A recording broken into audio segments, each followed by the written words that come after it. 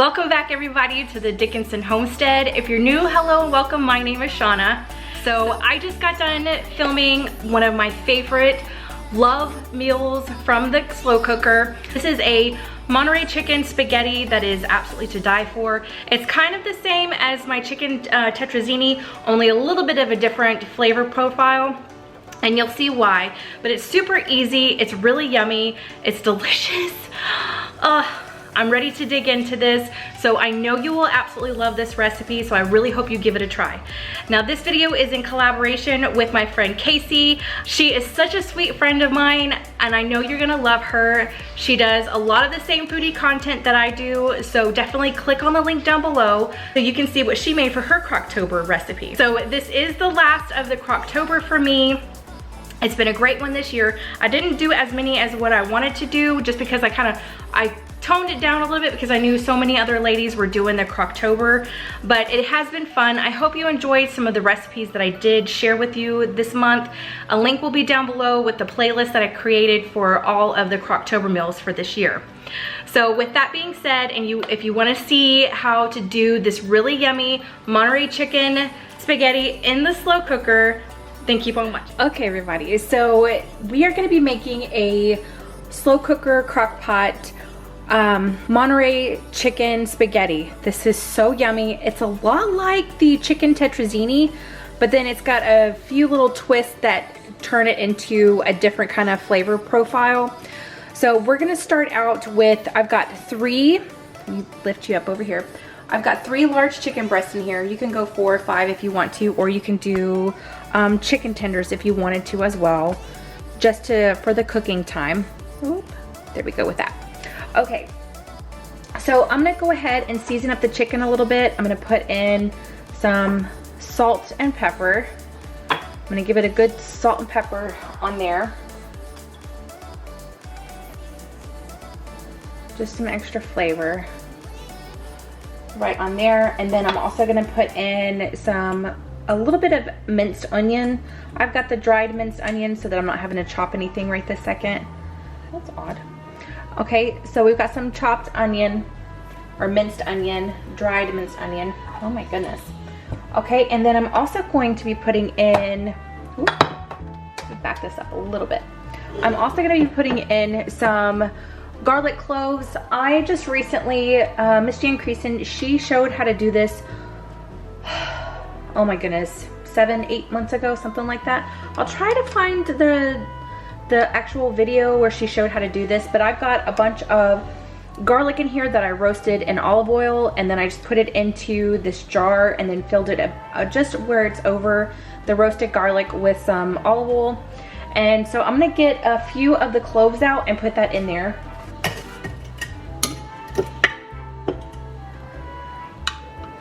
Now these garlics, they're, like I said, they're roasted, but I'm just gonna top them in there like so with a little bit of that olive oil. This is totally optional. You absolutely do not have to do this, but if you wanted to, just mince up a few cloves of garlic, or the pre-made garlic, pre-made jarred garlic, or even garlic powder. That's up to you. I felt like being a little fancy and I made it, and this is the first time I'm getting to try it out. Okay, and then I'm gonna go ahead and put in 2 cans of cream of chicken. Okay, I'm just gonna spread that all on top, just spread it out evenly. It doesn't have to be perfect or anything like that. I'm just gonna spread out that. Okay, I'm just gonna spread that out just a little bit, just like so. And then I'm going to put in 1 cup of, chicken broth, and then I'm also going to be putting in, right now actually, it's frozen, but that's okay. I'm gonna put in my chopped spinach that I just got out of the freezer. Like I said, it's frozen, but it's gonna cook down. So we've got that in there. Okay, now I'm just gonna put in my chicken broth. It's 1 cup of chicken broth, and that's literally all you need to do right this second. Oh, there goes my phone.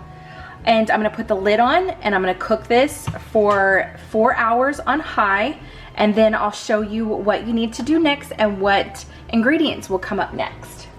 But that is it for now. So far this part is just the dump and go part. Okay, so it's been going for a good 3 hours. I'm gonna go ahead and take out my chicken. Okay, and what I'm gonna do is I'm actually gonna I'm gonna cut up my chicken into chunks. For this one, I don't really like it shredded. I like it more on the chunky side so I can get some actual bites of chicken in there.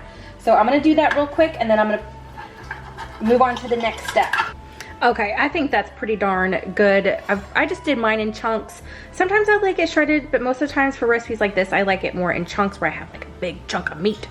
Okay, so the next step is going to be putting in your creamy your creamy ingredients. I've got half a cup of, my brain is fried.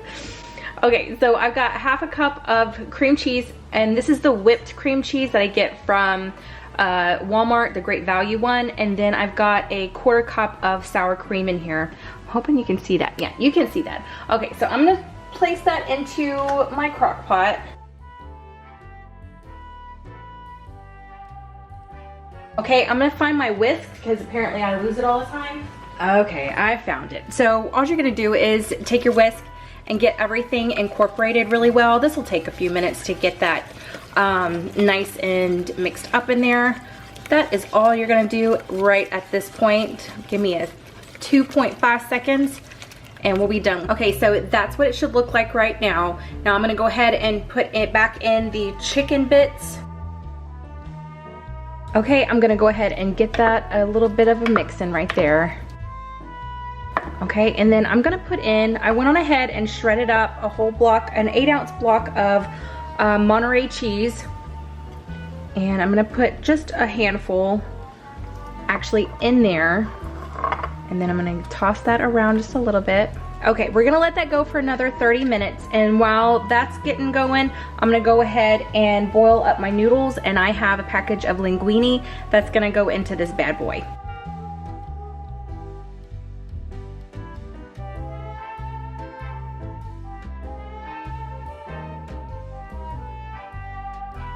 Okay, now that you've got all of the linguine in there, you're gonna go ahead and top the rest of it off with your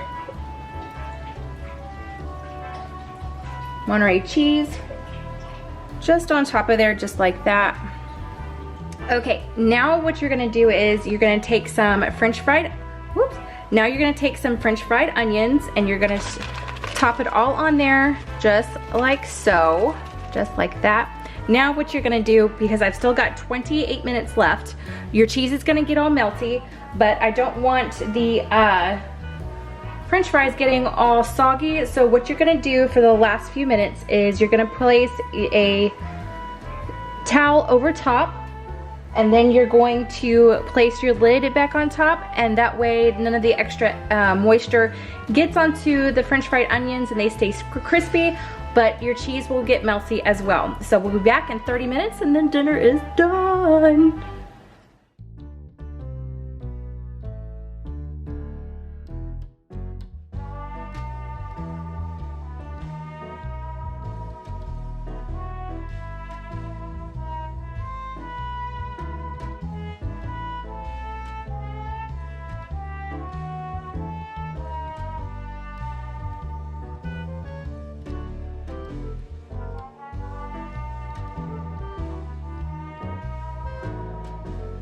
Okay, there is my bowl and it's looking beautiful. And as you can see, the French fried onions do end up crisping up and getting a little bit browner. They're completely crispy, and this is so delicious. I cannot wait to dig into my bowl. And I know my husband is super excited about this one. He actually likes this one better than the chicken tetrazzini. Okay, so that is all I have for you today. I hope you enjoyed this video.